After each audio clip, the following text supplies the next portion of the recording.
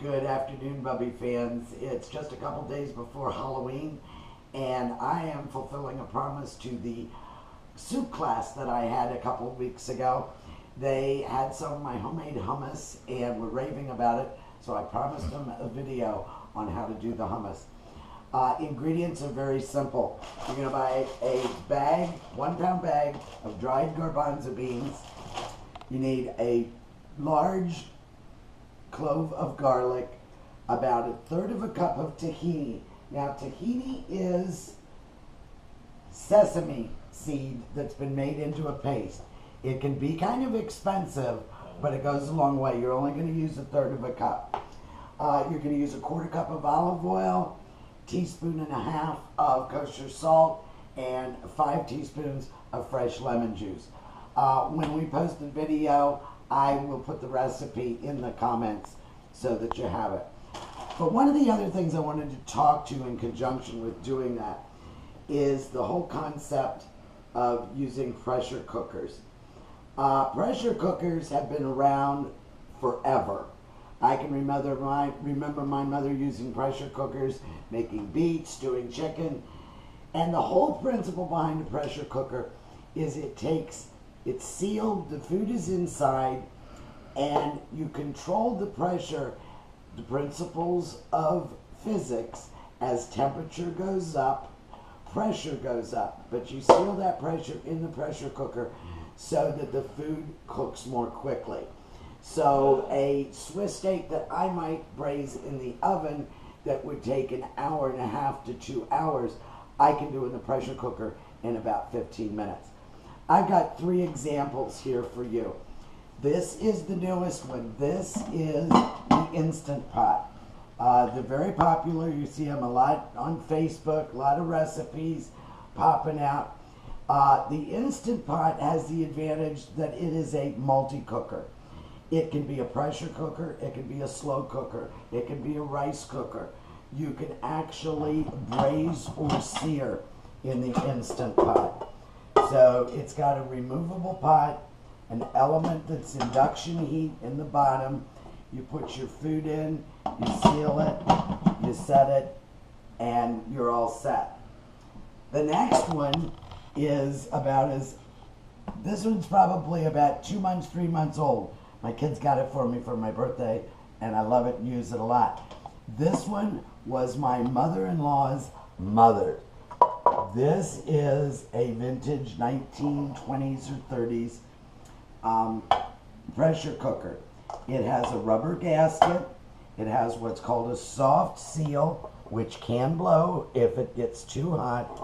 And it has a pressure gauge on the top, which you can change anywhere from 5 to 10 to 15 pounds of pressure per square inch. So the idea is the food goes in, you add your water, never overfill a pressure cooker.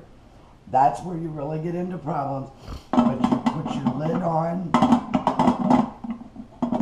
it goes on fairly easily. Once you do, they all interlock. So let me get this one. You close it up and you put it on, put your pressure regulator on top, and it goes on the stove. But this week, we're going to use what I think is a really neat one, and this is a Tupperware pressure cooker, and it works in the microwave. So I did this recipe in the Instant Pot a couple weeks ago. It took about 40 minutes in the actual cook mode once it got to temperature. I'm going to do this 40 minutes in the microwave, and it will be totally done. So I'm just putting the dried garbanzo beans into the pot. I'm going to cover them with water to at least about 2 inches above the level of the beans. I want plenty of water in there. So now you can see my beans are all covered. My lid goes on. It interlocks. Now, this is a safety valve, just like on this one I talked about the soft seal. You've got 2 safety valves on top of the Tupperware. So those are sealed, and then this locks down the lid into the microwave for 40 minutes. It's going to go on high. The difference is I don't have to wait for this to come to temperature. That 40 minutes starts right now, not once this gets up to pressure. So while that's cooking, I'm going to talk just for a minute about ways to alter your hummus when you're done. What the ladies really loved the night that we did our soup class was, these are red chili peppers, okay, just soaked in olive oil. That's all I've done. The chili flakes, covered them with olive oil and let them steep. I take a bowl, put my hummus in, put a nice couple tablespoons in the center, and it is to die for. It's really, really good and really, really spicy. The other thing is, these are red peppers. I roasted these on the grill, got them nice and charred, throw them in a paper bag, seal it, let that skin sweat, and then you just take your knife and scrape it off. So we're going to do some with chopped roasted red pepper. The other thing that we like is sun-dried tomatoes. These are packed in oil, okay? And this is the one thing that I'm going to finish it up in the microwave, because these are a little hard to chop nice and fine with a knife. So we'll use this, but when we come back, I'm going to show you how to put it all together, make the hummus come out. It'll just take you a few minutes.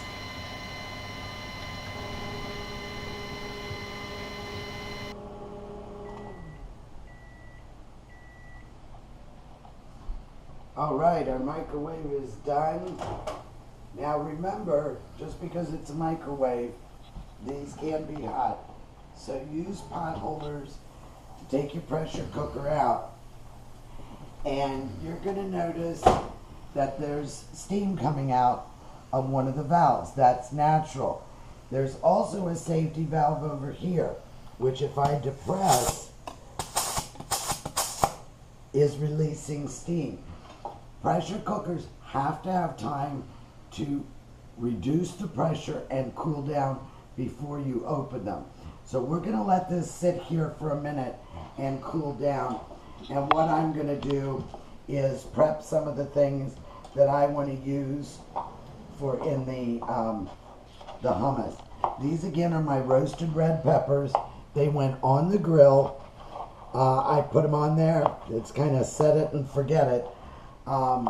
So that they get nice and blackened and they get a wonderful sweet flavor. Taste very different than they do when they're fresh. So I'm just rough chopping those so that I can stir them in. I've got my sun-dried tomatoes ready to go. This vanilla or this lemon olive oil, I'm just going to drizzle on top. And if we get time, we'll throw in some Kalamata olives on some. But right now I'm aiming for spicy hot, sun-dried tomato, and roasted red pepper. I've got everything measured out down here, and we're gonna let some of our steam out so this cools down a little bit. Now you can let it sit and cool naturally, and it'll do that. But all we're doing is making this come down to normal atmospheric pressure. And it's just about there.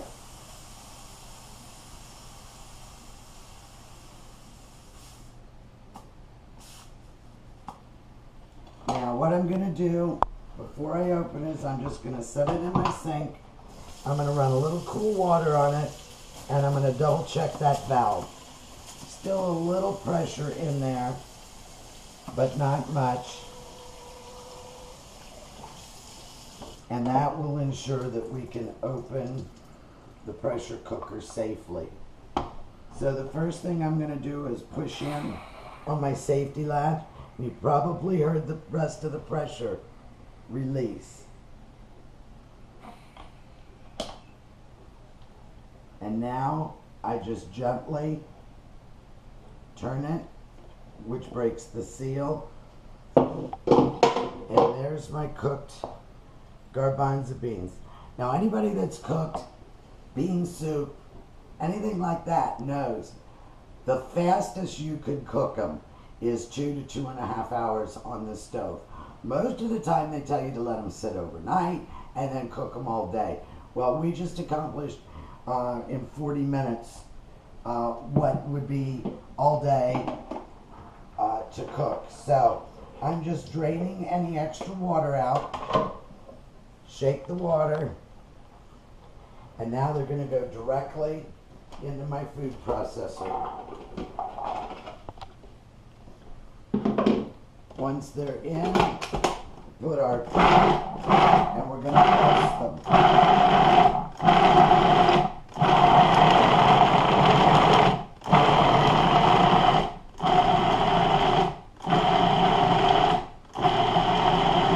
Okay, once we've got them pulsed up pretty good, I'm going to add in my 5 teaspoons of lemon juice. I'm going to throw that a whole clove of garlic in, and I'm going to add in 1/3 cup of tahini paste. And that is really good, so you don't want to waste it. 1.5 teaspoons of kosher salt. That all goes in together, and you just process it until it's smooth.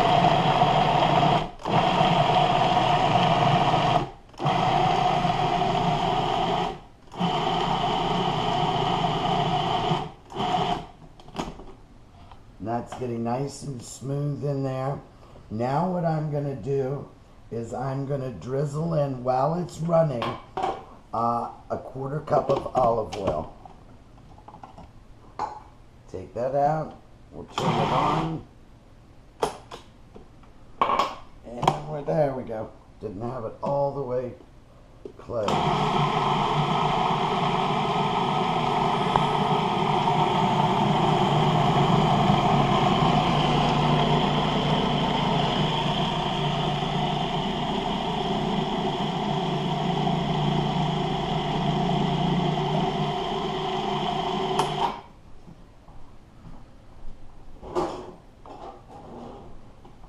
Sometimes you need to stop and scrape down your food processor, and you may even need a little bit more olive oil in here, but we'll test it first.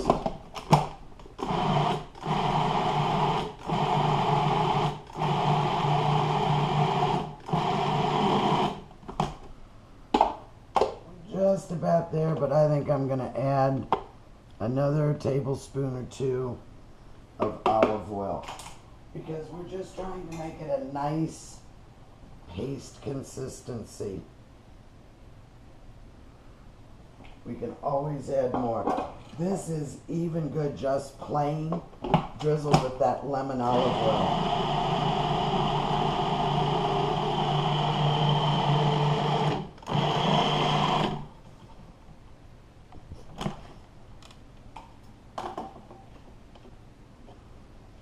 These beans were really dry this time. So we're cooked, we're good. A little more olive oil, and we'll be good to go.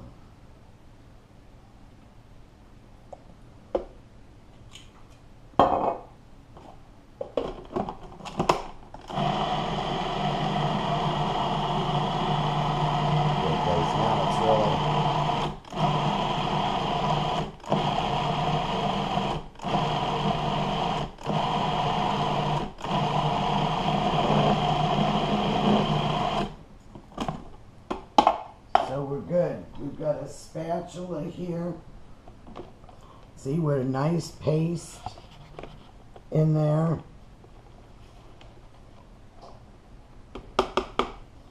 And we're going to add another tablespoon or 2 of olive oil. These just need a little bit more. Want it a little looser so I can add other ingredients.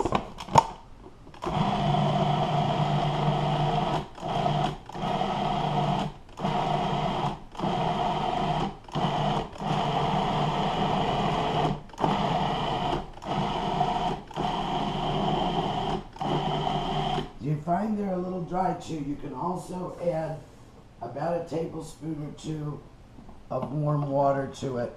Makes your beans absorb a little bit more.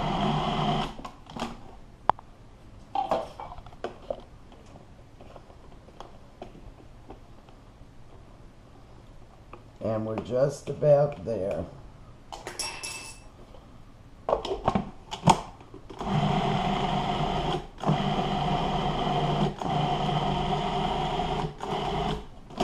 All right, so now what I'm going to do is I'm going to take it out and I'm going to divide it up into several different bowls.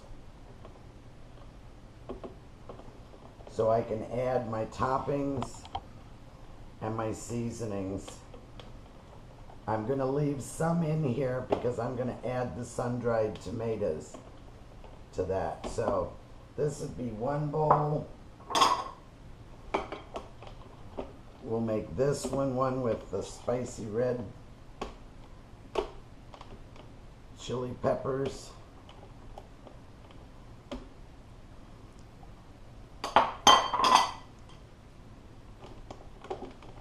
And this one will make roasted red pepper.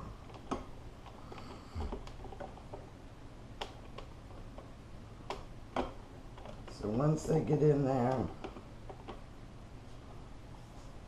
you're all set. Now I'm going to take those sun-dried tomatoes, add them back in here.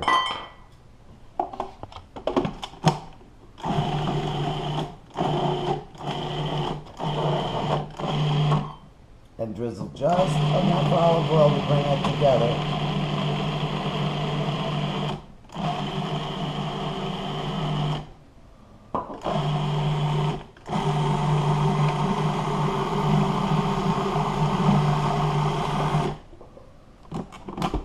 There we go. Roasted red pepper hummus is all set. You can see the peppers distributed throughout.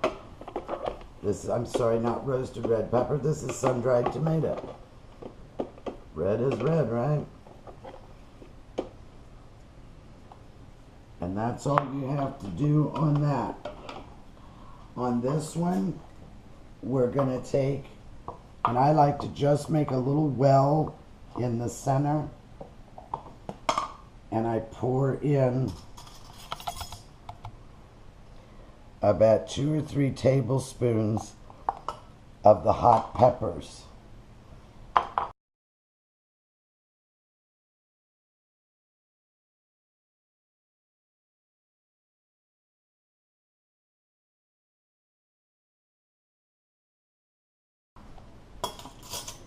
The last one I'm going to take, and the red peppers that I chopped, I'm just going to slowly fold those into my hummus.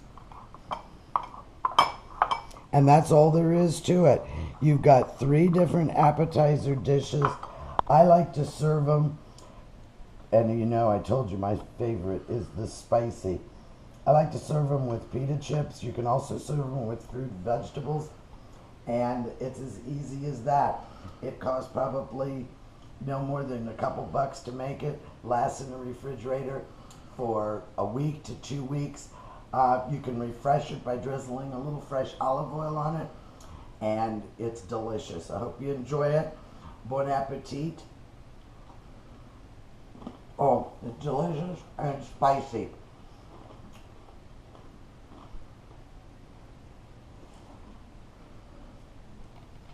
Okay, for those of you that like a little bit smoother consistency, I put the roasted red pepper hummus in the food processor, and I added about another 1/4 cup of water. I like lots of red peppers, so let's put another tablespoon or so, and we'll put some of the juice from the red peppers in there. And these are about done and ready to put on your table.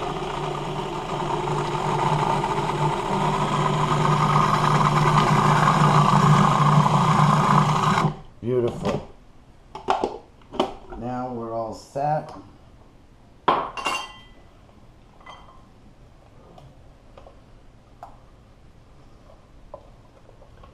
This is one job where the food processor really comes in handy, because you want to puree this to a very fine paste, and then adjust your liquid as you like it. Some people like their hummus very dry. Some people like their hummus a little bit more loose. That would be good also with some vegetables.